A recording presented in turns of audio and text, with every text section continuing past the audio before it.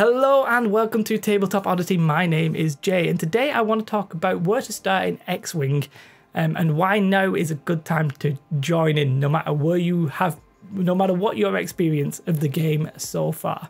So for those of you who don't know, X-Wing is getting a second edition. Now an edition is basically just an update of the rules and the way that the game plays.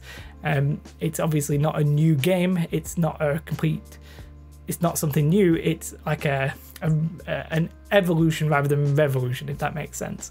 So if you don't know anything about X-Wing, it's a miniatures game where you plot your maneuver in a dial, you do your maneuver and you shoot each other in space. It's a sky battle from Star Wars, basically, a space battle from Star Wars. Now, if you're a new player or an old player, everybody who's getting X-Wing 2.0 needs to get the core set. There's no going about it, it's just something that you need. It's got the damage deck in there, it's got the dice, it's got the templates, all that kind of thing. No matter where you are in the past experience for X-Wing, that is a no-brainer, you definitely need it. Now, as I said, X-Wing is the second edition, so we've already had some X-Wing before. Now, this X-Wing before is not intrinsically useful for X-Wing 2.0.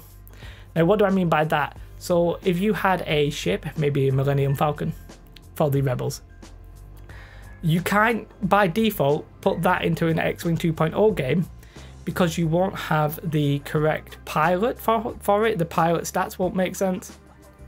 And, well, you might not have the right base size. You probably would in that case. But you basically need something that like a conversion kit that lets you use that ship in this game. In 2.0.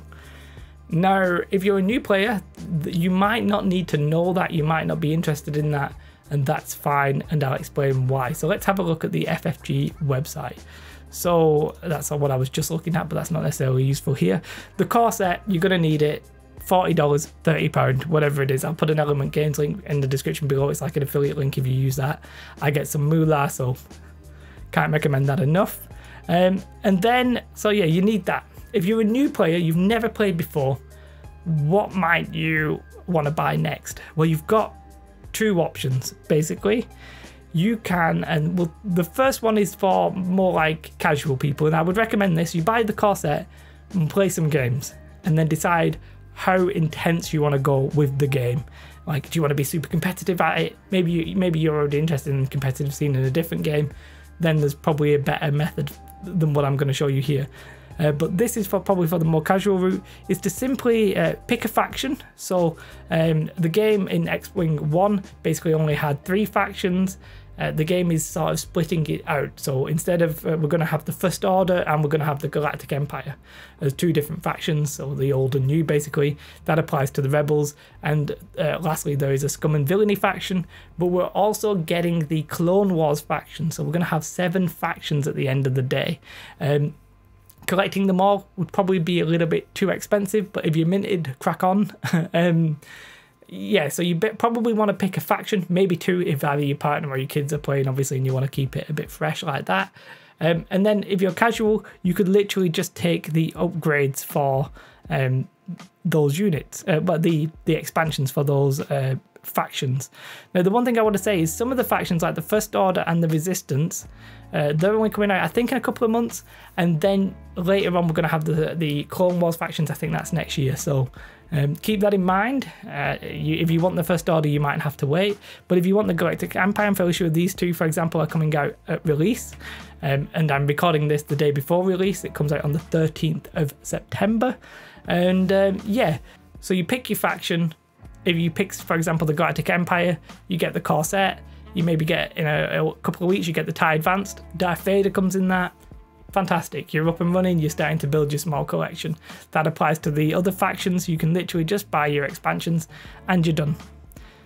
Perfect. If you're a casual player and you're interested, that's what you probably want to do. Buy your core set, play some games, see how you feel, right? Now, if you're a returning player, you need the core set. If you're, because you still need that. But if you want to be competitive and you want to do it straight away, like you want to get into the competitive scene as quickly as you can, what do you do? And so for those new players, I mentioned maybe a Millennium Falcon, even though the Scum and Villainy can have one. The Rebels obviously can as well. But there is a ship that already exists, but it exists in X-Wing 1.0, so you need to get the conversion kits. Now the conversion kits will let you pick any expansion that has already been released. It lets you use that for that chosen faction.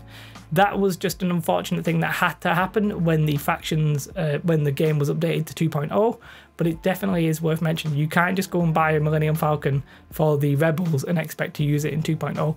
Not at the minute. Eventually they will do a version of that because they will slowly re-release the old ships, but for now, if you really want to use it, you'll have to buy the old ship and then buy the conversion kit. Now the conversion kits have all the upgrades, like 95% of the upgrades that faction can use, which is fantastic really.